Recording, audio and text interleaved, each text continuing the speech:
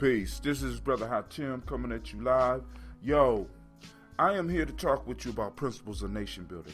I've been looking at some articles and videos, and one of the things I want to do is start identifying where our principles are being used. Now, I'm not saying that people consciously use these principles, but I want to point out when I see my principles in motion, the principles that I live my life by, the principles that I'm building Gye-Nyame on, because every nation needs principles.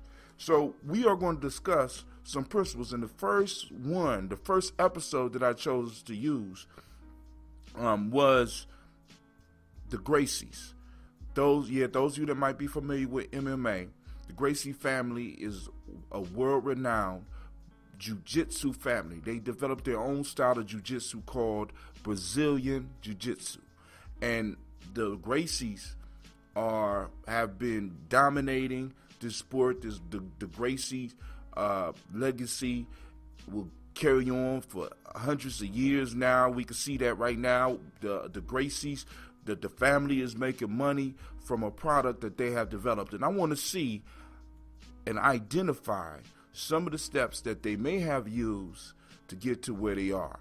Some nation building keys that I think that we need to start looking at. We need to start looking at our principles in motion. So let's move on. So first off, let's talk about the principles that I use. For these videos, I'm going to use the M7. The M7 is a form of the Nguzo Saba, right? The Nguzo Saba, for those that don't know, are the 7 principles of Kwanzaa. You have unity, self-determination, collective work and responsibility, cooperative economics, purpose, creativity, and faith, also known as Moja, Kujichagulia, Ujima, Ujama, Nia, Kuumbanemani. I need to develop another set of principles for my family members, for people who necessarily wanted principles but didn't want to learn in Nguzo Saba. Don't ask me to explain. But anyway, I came up with this principle system based on the Nguzo Saba. And the principles for the M7 or the Millennium 7 are unity, self-determination, respect, gratitude, purpose, creativity, and trust. What I want to do is to use these principles to identify steps that individuals are doing in their life to build legacies and to demonstrate by using these principles, nations can be built, businesses can be built, lives can be corrected, lives can be improved, wealth can be built or builded. Whatever. All right. So let's keep it moving. So we're using the Gye-Nyame method. And the Gye-Nyame method, I need y'all to understand, we build from the bottom to the top. So when we look at the M7 or the Nguzo Saba, because I used the Nguzo Saba in the book called Players Pyramid. So I'm going to do an adaptation of the Players Pyramid and use the M7. So what I did with the Nguzo Saba is I flipped it upside down. And what I mean by that is that I start with faith, or I start with Amani and work my way up to unity. So we're going to do the same thing with the M7. We're going to start with trust and work our way up to unity. Okay? So I flipped it over, and as you can see in the slide that's right before you. Now, what I want to do is review. I'm going to share a couple of minutes of this video from the Gracies. Now, I got this video from an excellent site called The Art of Manliness. You go to artofmanliness.com, and you could line up with this brother. He does a real good job with helping men learn how to be men. I love the channel personally, and he did a segment on men defending themselves, and he went to the Gracies and he partnered with them and he did this video series, right? So you can check out the whole series, but what I want you to see is how the principles are being used, or how they possibly could be used to build a legacy, to build a nation, right? So right here we have one of the Gracies talking about how his grandfather started Gracie Jiu-Jitsu, right? I want you to listen very closely, or Brazilian Jiu-Jitsu. I want you to listen very closely, and then we're going to come back and we're going to identify where the principles were applied and how the principles were applied. And all these are my thoughts, okay? So this is Brother Hatim. Check out the video. So as a young boy, my grandfather learned Japanese jiu-jitsu from his older brothers, who in turn learned it from a Japanese man in the early 1900s.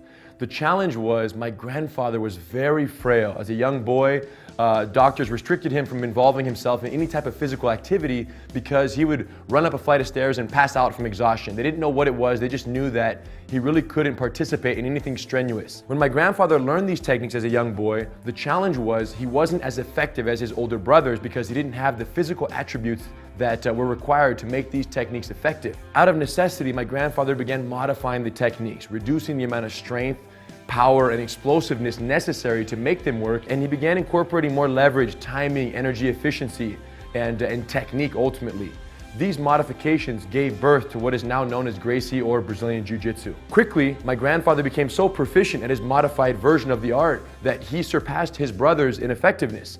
And at that point, he began engaging in challenge fights, Gracie challenge matches in Brazil in the 1930s and 40s and 50s.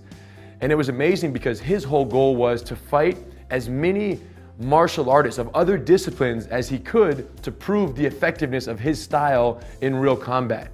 His thought was, if he's a small, weak, unathletic guy and he's able to defeat giants up to twice his size, then regular people who saw him effectively utilize these techniques would want to learn self-defense, because if he could do it, so could they. And his strategy worked.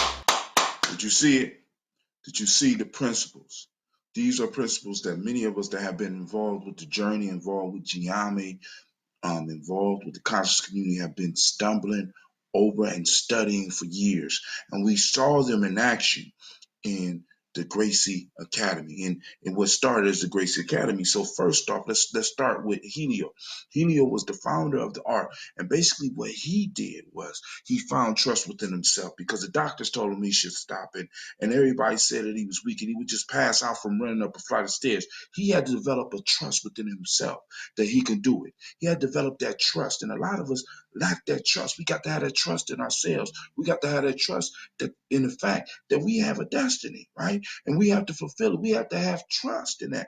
And from there, once we establish that trust, it allows us to have access to that spiritual, that higher creativity, where we are able to take a little bit of nothing and create something. He was able, through his trust in himself, to look at the art and to develop something new from something that was 1,000, 1,500, 2,000 years old. He was able to create something new from something old. He was able to create something useful to himself. And in creating something useful for himself, he developed something that he could share with the world.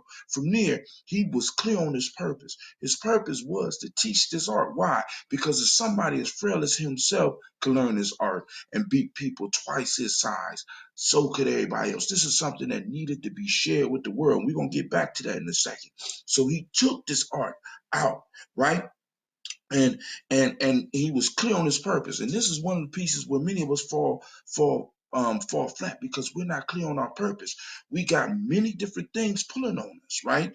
Instead of being focused, he was focused that he wanted to do something with this form of jujitsu that he had formed. From there, he was able to start practicing his gratitude. How did he practice his gratitude? He started sharing the art with other people.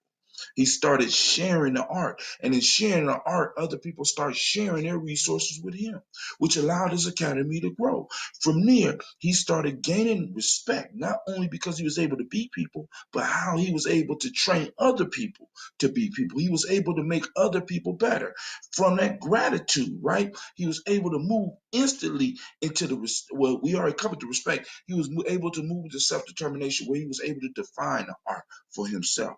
He was able to define himself. You know what I'm saying? He was able to define who and what he was, and he was able to push through and do many great things, right? From there, the art spread all over the world. I need y'all to understand that these principles aren't play. You know what I'm saying? These principles are real. And by us practicing these principles and living these principles and following the process, we empower ourselves and we change the world. The Gracies have changed the world. They have academies all over. And it started in Brazil. Now it's everywhere. Now it's everywhere because people who use the process, the very same process that Helio went to other countries and started challenging other martial artists. And they were able to build something great. Are you trying to build something great? If you're trying to build something great, look at these principles. Check out the Players Pyramid. Check out